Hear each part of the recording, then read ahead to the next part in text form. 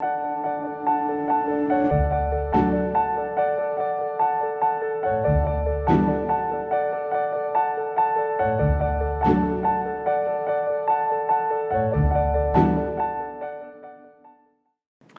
name is Gavin Schmidt. I'm a climate scientist and director of the NASA Goddard Institute for Space Studies here in New York City.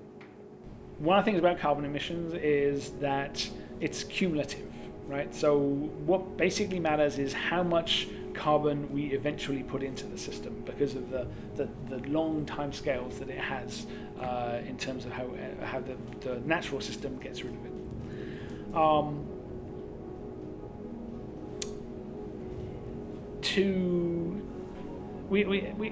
We don't have a choice to stop what's happening. We have a choice to slow it down, right? So, the difference between what's a conceivable mitigated pathway, that would end up with about another degree and a bit of temperature change.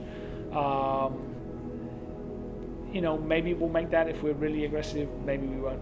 But the numbers that you need to get to by the end of the century, are cuts in emissions of around 80 to 90%, and that's large. It's easy to see how you can shave off 10% here, 20% there by being more efficient. I'm sure this is an environmentally efficient building, and compared to a building of its size that had been built 20 years ago, this is probably 30% more efficient in terms of heat and light and air conditioning and the like. So you can do those kinds of things, but to get to 80% more efficient, 90% more efficient, or radical changes to how we generate electricity, that's a much harder task.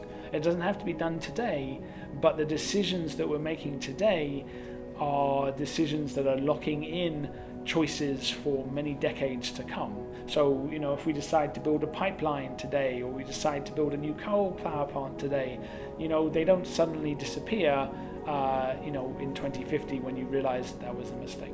Because there's inertia in our systems, there's inertia in the carbon system, there's inertia in how the planet reacts to carbon, and all of those things make driving this system enormously difficult.